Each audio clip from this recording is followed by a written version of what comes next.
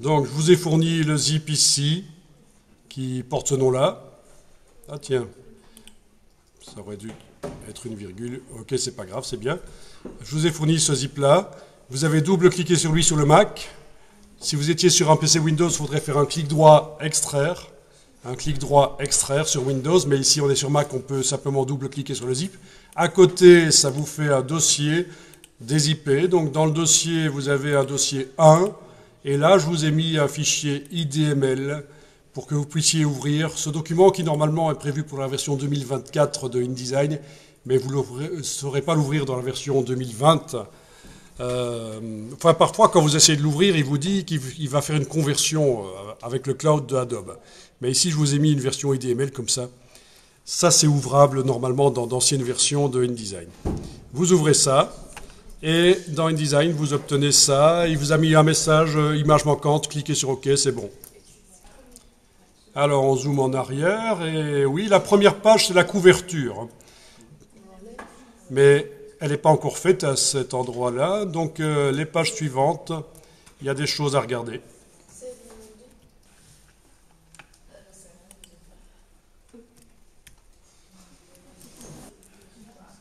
Donc, ce que vous ouvrez, si vous n'avez pas une version 2024 ou plus récente de InDesign, c'est forcément le document que je vous ai fait rien que pour vous, le point IDML, qui là est ouvrable depuis la version CS4 de InDesign. Donc déjà, il y a plus d'une dizaine d'années qu'elle existe, la version CS4, et les versions d'après.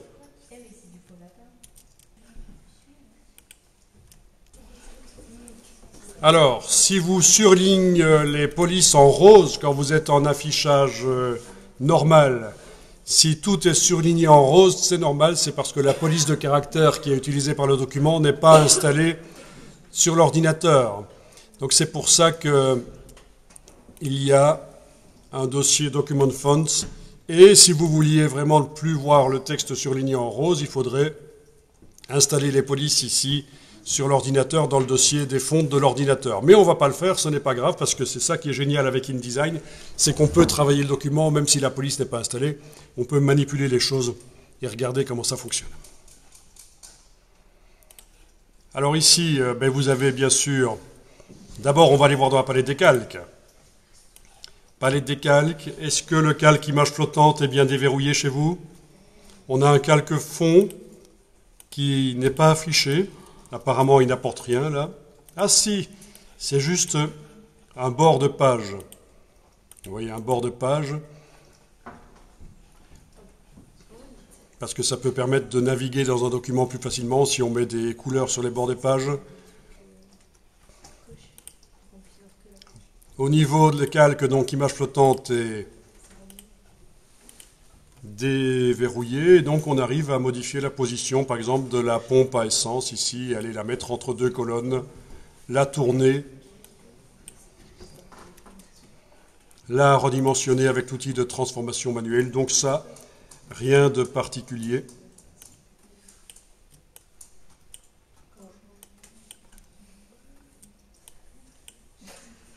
Voilà. Évidemment, il va falloir ne pas, si vous la mettez entre deux colonnes, ne pas la faire trop grande, sinon ça laisse pas assez de place pour le texte et ça fait des choses foireuses comme ceci. Donc c'est logique.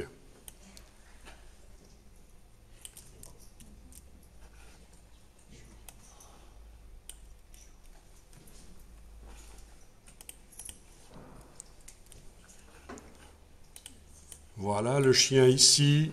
Ah, le chien n'a pas l'option qui évite que le texte remonte dans... Ah, ça que manquait. L'option qui fait en sorte que le texte ne remonte pas entre les pattes. Vous vous souvenez de cette option? Oui, c'est dans l'habillage de texte, menu fenêtre, habillage de texte.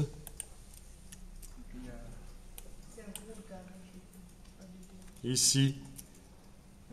Ah, pourtant, il est réglé en habillé plus grande zone. Et pourtant, ça ne marche pas. Ça, c'est bizarre. C'est parce que vous êtes sur rond, il y a des trucs carrés, monsieur. Oui, là. Ah oui, oui, ben c'est le contenu, oui, c'est ça. Hein. Parce que si on est sur le carré, c'est le bloc hein, qui habille, c'est pas ce qui m'intéresse. Moi, ce qui m'intéresse, c'est que ce soit en habillé plus grande zone ici. Ah, mais ça marche quand même, oui, oui. C'est juste qu'il faut qu'il soit plus petit, en fait. Il faut que le bloc, le chien soit plus petit entre deux colonnes, et là, on verra que ça marche, plus grande zone. Voilà. Voilà, c'est ça, voilà. Ok, là, ça marche. Donc, c'était bien enclenché. Donc, si on n'avait pas été modifié ici, si on était resté en côté gauche et droit, voilà ce qui se passe. Il y a une partie du texte qui peut passer entre les pattes, alors qu'on est en plus grande zone. Voilà. Parfois, ça foire un peu quand même, mais bon. Voyez ? Côté gauche et droit, c'est comme ça que l'habillage vient d'origine. Et on va choisir plus grande zone, c'est mieux. Ok, donc, voilà des explications sur l'habillage. Un petit rappel. Qu'est-ce qu'on a d'autre sur les autres pages? Ah, voilà, là vous avez un avion. Et vous allez voir dans une autre version du document que on a fait en sorte que le texte qu'on va mettre ici sur l'image soit repoussé par l'avion. Donc le texte va tourner autour de l'avion. Mais toute l'image de l'avion et du ciel vont rester visibles. Ici, vous avez quelque chose de particulier, c'est des légendes. Évidemment, c'est du faux latin, mais c'est l'idée ici. C'est que pour mettre une légende sur les images, par exemple une explication, où est-ce que ça a été pris, quel est le photographe, qu'est-ce que ça montre. Voilà. Et alors, si vous êtes en affichage normal, vous allez voir que les blocs de texte, les colonnes de texte, je veux dire, les colonnes de texte s'étendent sur deux colonnes guides, alors que les légendes, c'est une seule colonne guide. Oui, on a des guides qui ont été faits dans le document. Comme ça, vous voyez un document un peu plus complexe que ce qu'on a fait. Vous avez ici de la numérotation, mais elle est un peu foireuse là. Ok, vous avez du texte qui a été mis sur un calque certainement spécial. Titre, voilà. Titre, et il passe sous le texte noir. C'est un effet.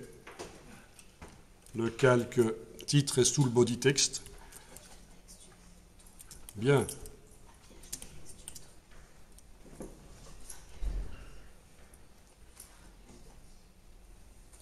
Donc, ce qui est intéressant, c'est que vous voyez du texte à plusieurs colonnes et vous voyez des mises en page, mais le document est loin d'être terminé. Mais vous voyez l'idée, hein. Ça c'est le secret pour avoir un document qui a l'air correct au niveau de sa mise en page. On a une grille, enfin, c'est pas vraiment une grille parce que c'est des colonnes, les guides là, et on place les éléments de manière à faire de temps en temps sur certaines pages du texte qui s'étend sur 3 colonnes, sur d'autres pages du texte qui s'étend sur 2 colonnes. Les images qui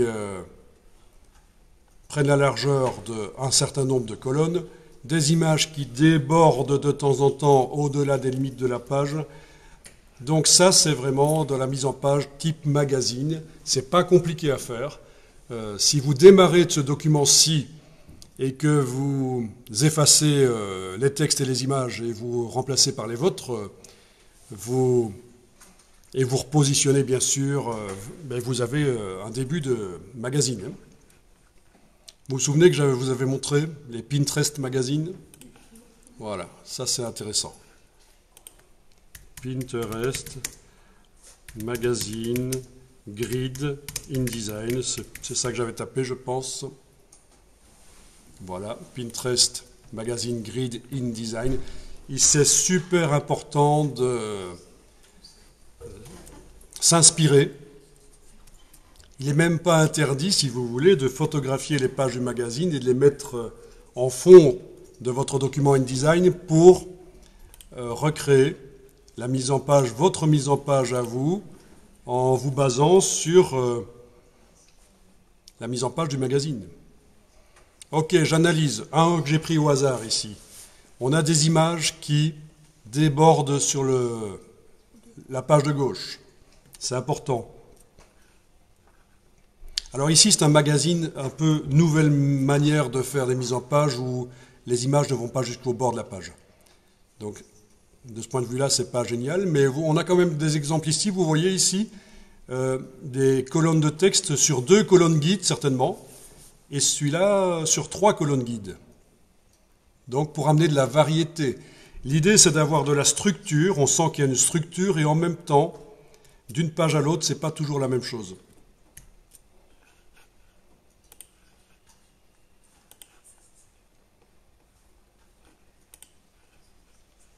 C'est bourré de... Et évidemment, l'idée, c'est d'aller voir vraiment sur Pinterest, d'aller voir les collections que les gens constituent avec des bons exemples de mise en page.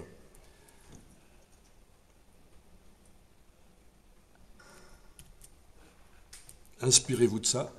Et alors, surtout, vous voyez qu'on ne refait pas du remplissage. On a parfois pas mal de zones vides. Plus vous avez des zones vides dans un document, plus ça fait haut de gamme. Par exemple, ici, je considère ça comme du vide. Hein. La photo là où il n'y a rien à voir, presque, c'est du vide.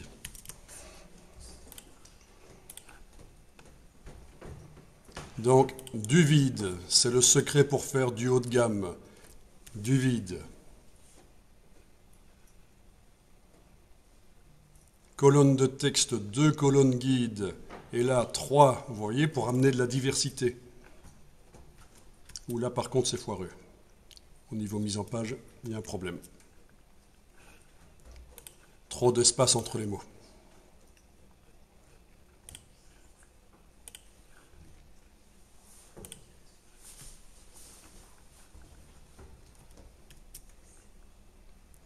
Vous voyez qu'on a des espèces de titres, mais c'est ce qu'on appelle des chapeaux. C'est un paragraphe qui explique ce qui va suivre. C'est un espèce de résumé, on va dire. Ça peut être un extrait aussi. Ça aussi, c'est un extrait, parce que les gens ne lisent pas tout. Bien sûr, c'est du faux latin ici, mais c'est l'idée, c'est qu'on prend la phrase choc dans le texte et on la met là, comme ça incite les gens à lire. Voilà. Vous voyez, du genre... Il a couru tout nu dans la rue. Mais sauf que dans le texte, si on lit, on se rend compte qu'il avait 4 ans, quoi.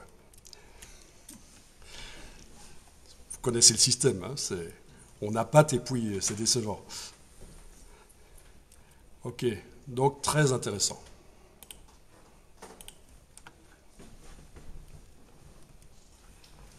Donc, dans votre document, je vous avais expliqué une méthode simple, puisqu'on n'a pas énormément de temps pour voir InDesign, vous avez quand même pu, avec des blocs vides qui habillent, repousser le texte et créer des zones de vide. Ici, je vous ai mis à l'inverse du remplissage.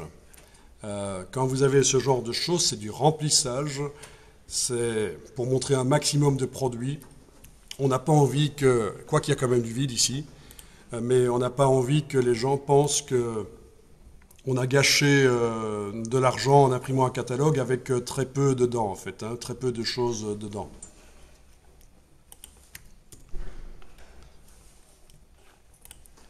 Donc vous avez beaucoup de remplissage.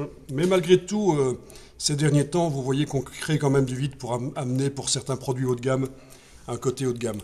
J'aimerais trouver un catalogue de produits vraiment bas de gamme.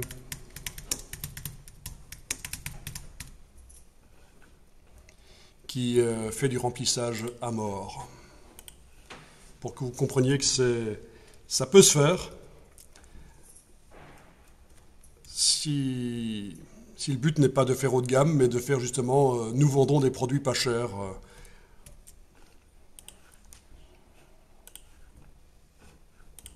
Oui, quand vous regardez ce genre de mise en page, c'est quand même un peu chargé, mais pas trop. C'est vrai qu'on peut dire que ces derniers temps, les mises en page se sont quand même beaucoup améliorées, en fait. Hein.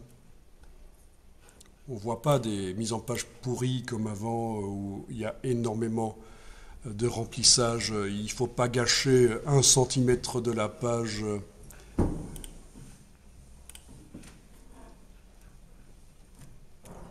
Oui, de plus en plus, on va vers le haut de gamme quand même. Ils ne sont pas idiots, les marketeurs. Ils ont compris que, voilà, on a parfois intérêt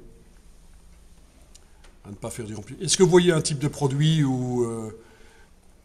ah oui, les catalogues...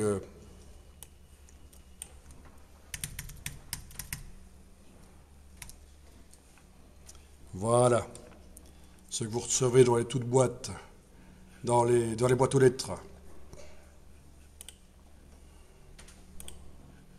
Ça, c'est du remplissage. Il y a du remplissage. Beaucoup de remplissage dans le catalogue, vous voyez. Voilà, ça c'est un exemple. Dès qu'on va vers des choses distribuées gratuitement. Ok, comme ça vous voyez la tendance. Hein. Faites gaffe, suivant ce que vous voulez faire, il faut remplir ou pas.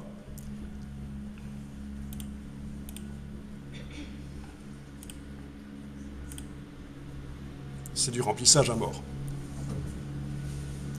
Je pense que vous avez compris.